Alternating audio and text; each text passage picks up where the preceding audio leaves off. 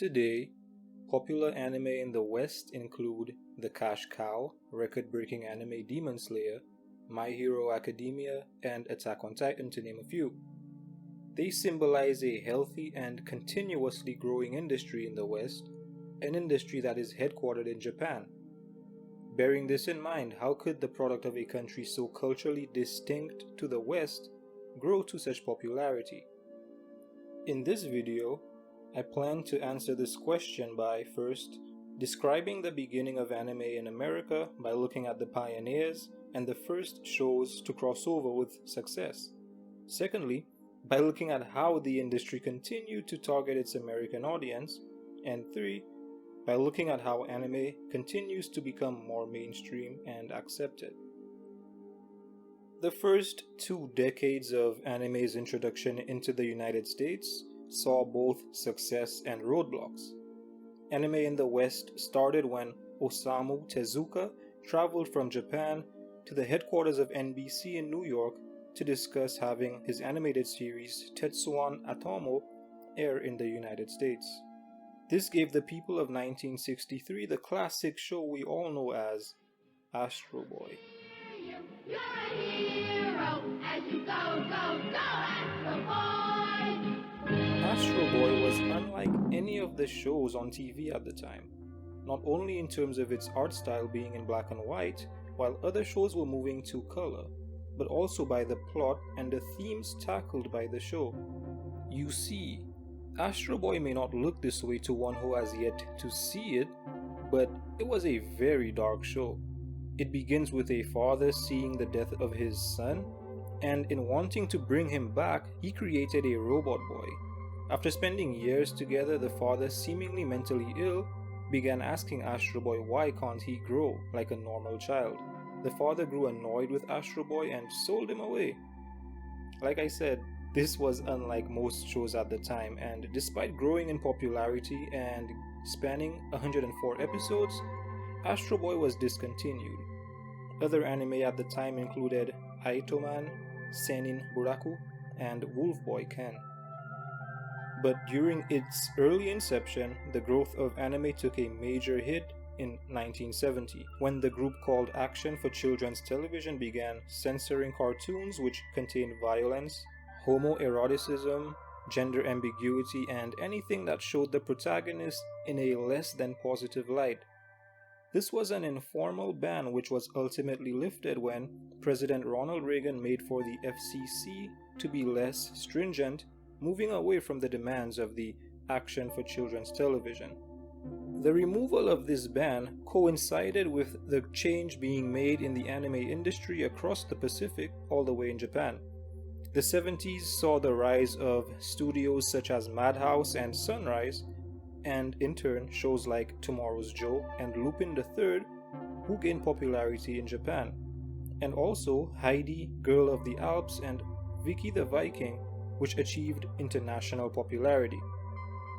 Then came the 80s, who piggybacked off the work done in the 70s and took anime to a whole new level, both locally in Japan and globally. This has led to the 80s being touted as the golden age of anime, not necessarily in terms of quality, but rather in the sheer growth seen by the industry during that time period. The pioneers of anime's growth in the 80s are the renowned Hayao Miyazaki, Isao Takahata, and Katsuhiro Otomo, the creator of Akira.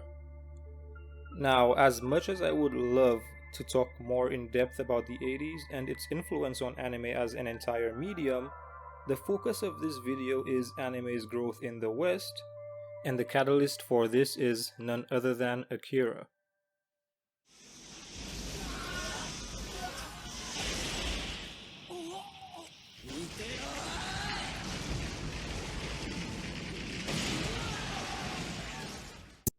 For its time, Akira was a daring project, one with a very high budget as well. This made it possible for the animators to use pre-recorded voice acting, computer-generated imagery, and a high frame count, which allowed for beautiful fluidity. The film had tons of expectations and was received fairly well by the people of Japan. However, a few critics said stuff like, It looked great, but I had no idea what was going on. But in order to achieve its legendary status, Akira had to grow in popularity in the West. Critics in the West described Akira as a remarkable technical achievement. Very gory, very gruesome, but entertaining. Some even went as far as claiming that it was life-changing. Indeed, Akira was life-changing, as it allowed for the widespread appreciation of anime at a time when it was growing at a steady but slow pace. With the film airing in 1989, it meant that the 90s would enjoy a massive growth in anime popularity in most Western countries. Akira truly was a game changer. When the potential earning from anime were noticed, various companies in the West began entering into the market, bringing with them popular titles as well. This came the dawn of shows like Dragon Ball Z, Sailor Moon, Neon Genesis Evangelion, Pokemon, and Digimon, which were extremely popular among children. The pioneers here were mainly the companies who distributed the anime. DIC and Funimation licensed Sailor Moon and Dragon Ball Z and allowed for its growth in the West. But it was not until Cartoon Network's Toonami began airing those shows that they boomed and became mainstream. Every young boy would rush home waiting to glue their eyes to the television to witness Goku transform into a giant ape, or to a chiseled Super Saiyan with the ability to shoot energy blasts from his hands. All of which had us cheesing from ear to ear. Truly the coolest shit ever. Other media houses like Sci-Fi aired shows like The Fist of the North Star, Ghost in the Shell, and Ninja Scroll, while Disney made a deal with Studio Ghibli to air our favorite films. Anime was becoming a staple in the Western media. This trend continued throughout the 2000s, with more and more anime growing in popularity. The massive appeal of anime in the West was as apparent as it was deliberate. Anime wanted to feel international, which is why in Pokemon, creatures from Western folklore can be seen. Companies realized that they would have to remove cultural barriers to allow for shows to resonate more with Western viewers. Yu-Gi-Oh! Is another example, which borrows elements from Western role-playing games in order to promote familiarity with Western viewers. This is called depoliticized internationalization, a concept which influences the names and appearances of anime characters, for example the Elric brothers in Full Metal Alchemist. Anime borrows influences from various forms of media and repackages it into a show with little cultural barriers in order to promote commercial success. Coupled with characters that Westerners can relate to, it allowed for the continued growth of the anime industry throughout the 2000s, as shows like Naruto, One Piece, Bleach, Samurai Champloo, Gurren Lagann, Death Note, and a ton of other shows controlled the eyes of fans. At this point, anime was here to stay. Fan clubs were becoming ever more popular as social media grew.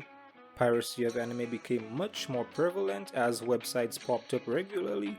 However, this was also a positive as it allowed for the anime to be consumed by the average kid who owned a personal computer. The internet made it much easier to view your favorite shows.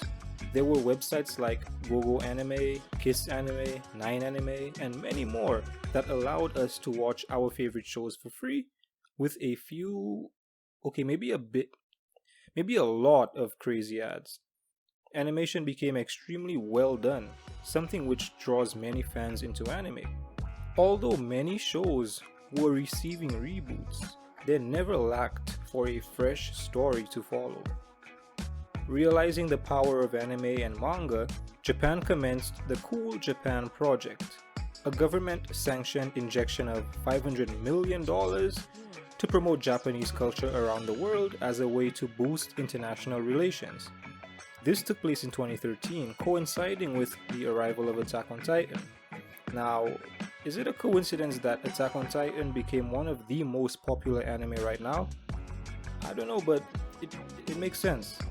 Regardless, 2013 signals the new age of anime.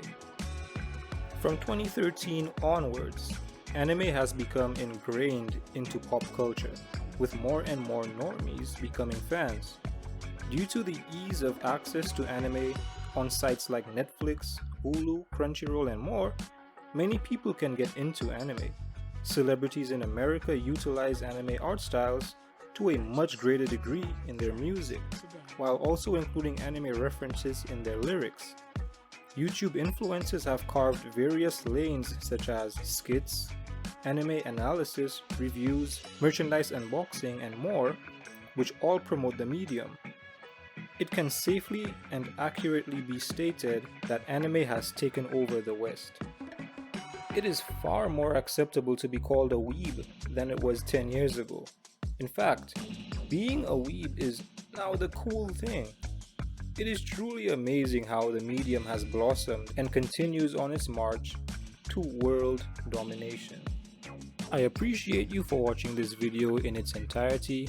Feel free to click on one of the videos being shown on the screen right now.